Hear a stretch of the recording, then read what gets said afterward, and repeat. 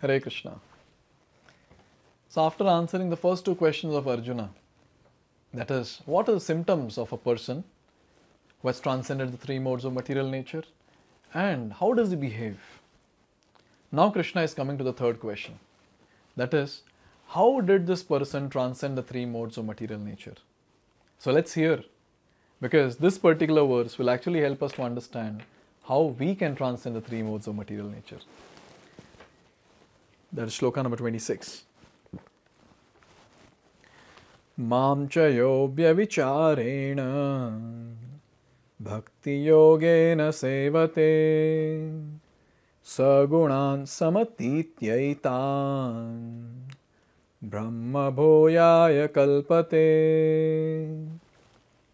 So here it is said that mam cha yaha bhakti yogena sevate avyavicharena, one who engages in bhakti yoga, in full devotional service, avyavicharena, unfailing in all circumstance. What happens to such a person?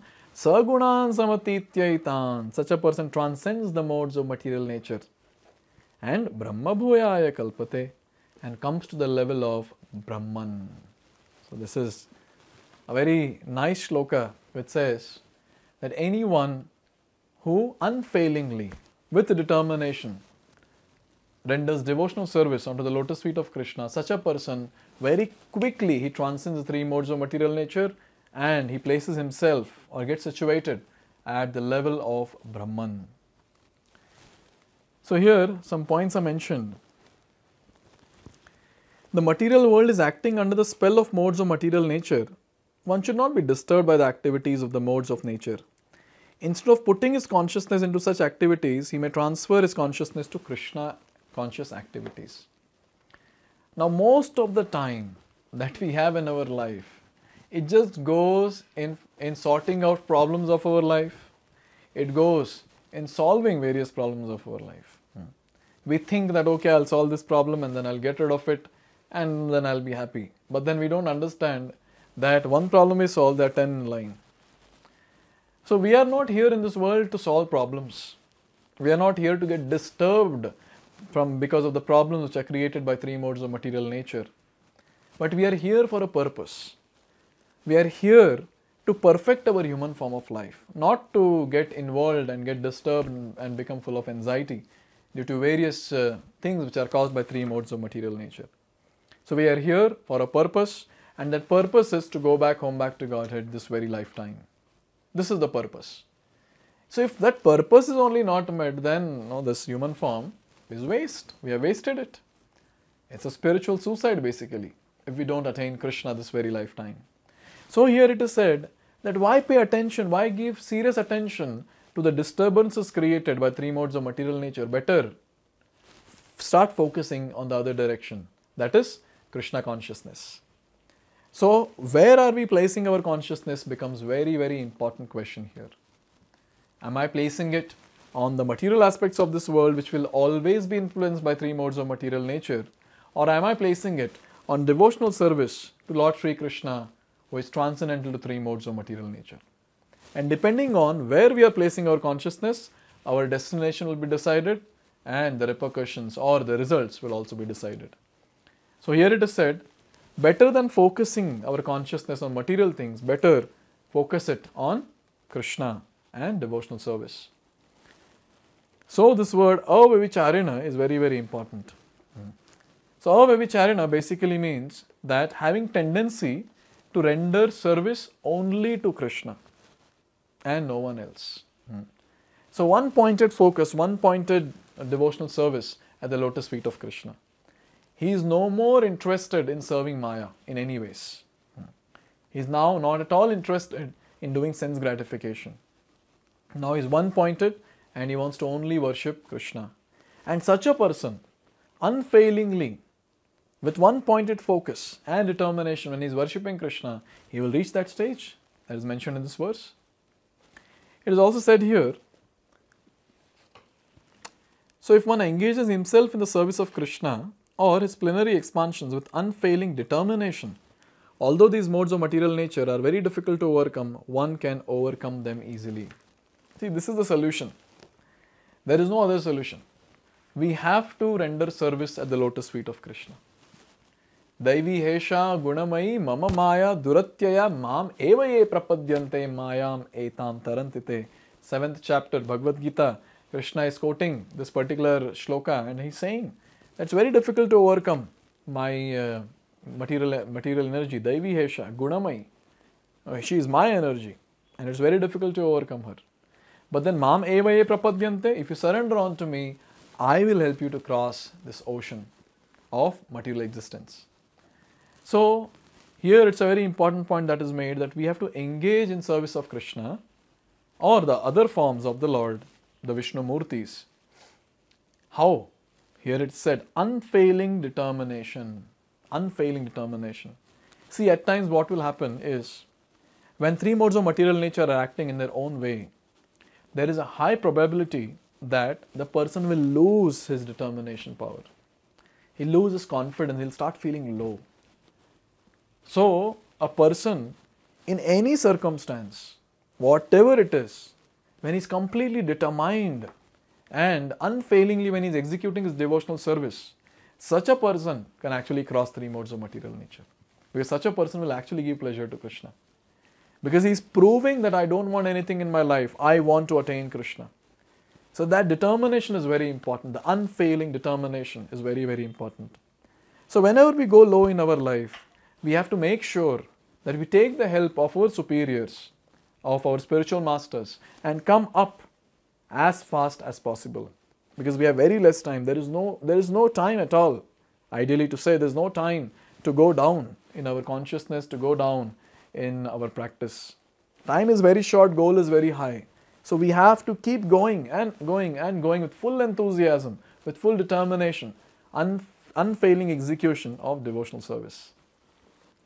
Here it is said that to be in Krishna consciousness or in devotional service means to acquire the equality with Krishna. See, currently we think we are this body. So, this is mortal.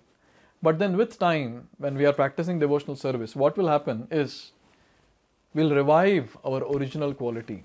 That is Sat Chit Ananda, full of knowledge, eternal and bliss. Now this is an important point to note. Our position is like the particle of gold. So if we have a big lump of gold and we have particle of gold, so their quality will be same. Similarly, Krishna and we are one in quality. So when a person crosses three modes of material nature and becomes liberated, so one thing we have to understand is, he will always remain an individual. Krishna is an individual and every living entity is an individual. There is no question of merging here. So this, when we say that the person attains Brahman, it doesn't mean that he merges. He reaches the stage of transcendence. See, when it comes to Bhakti Yoga, there are three things those are needed. We need a Bhakta, we need a devotee, and we need Bhagavan, Supreme Personality of Godhead, and we need Bhakti, that is devotional service. So three entities are there here, and all of them are distinct. A Bhakta is there who is rendering Bhakti to Bhagavan. And in such a state, now Bhakti Yoga actually takes place. Now when Bhakta starts thinking I am Bhagavan, then where is the question of Bhakti? How can he render devotional service? So this is actually spiritual suicide, to consider oneself to be Bhagavan. Unfortunately, many people are doing that. But then we are students of Gita. We will not get into this trap of the three modes of material nature. Now another very important thing that is mentioned by our acharyas is, how can we actually come to this platform of rendering unfailing, determined devotional service? How can we reach that stage? So our acharya is saying that by worshipping the feet of our spiritual master. So when we surrender onto the lotus feet of our spiritual master, when we worship them with a lot of awe and reverence, that actually helps one to attain that knowledge that was spoken in Shloka number 22 to 25. Now what happens? Why is it so much important to worship the spiritual master? Because that helps in the development of service mode. And this service mode is opposed to the enjoying tendency. So service is opposite of sense gratification. Now in this state what happens? It shatters the glue that binds us to the material world. So what is binding us in this material world? Sense gratification tendency. So as soon as we start doing selfless service, then we'll be unbound. We'll not be glued anymore. So here it is said that thinking of ourselves as I am my Guru's servant and fixing his order as our life and soul frees us from Maya.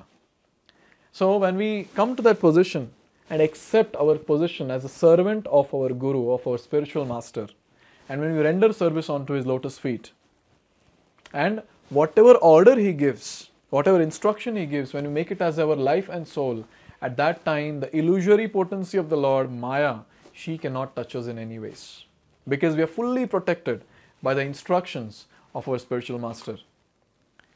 The modes may dictate a variety of allurements. There is no doubt about that. Because three modes of material nature will not stop acting. She will keep acting.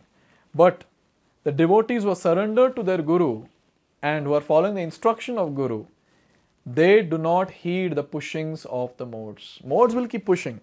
But they are so one-pointed in executing the instruction of Guru that they give hardly an attention towards three modes of material nature. So in this way, this point is very important to note, that if we are really interested to attain Krishna, break the cycle of birth and death, we have to accept a bona fide spiritual master and render one-pointed service at his lotus feet with humility and with a great service mood. And the instructions when we get from the spiritual master, we have to make it our life and soul, because his instructions will actually help us to cross this Bhavasagara. Because his instructions will actually take us closer to Krishna, make us surrender onto the lotus feet of Krishna, and rest of the things will happen. So, it's a very important point to take shelter of the spiritual master. And we see, we are very fortunate that we have a great Acharya like Srila Prabhupada, who has been Jagat Guru, spiritual master of the entire world. So we can accept his instruction and follow. And the rest of the things will become clear with time.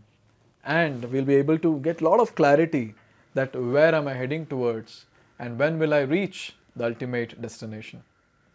So now after having spoken about this, Krishna is going to speak something about Brahman in the last shloka. So let's see that in the last video of this particular chapter. Hare Krishna. Hare Krishna, Krishna